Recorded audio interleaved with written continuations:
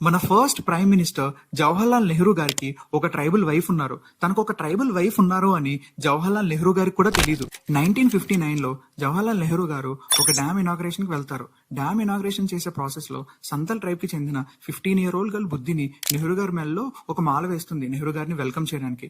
నెహ్రూ గారు ఆ మాల ఆయన మెల్లోంచి తీసి తిరిగి ఆ 15 ఏళ్ల అమ్మాయి మెల్లో వేస్తారు సరదాగా.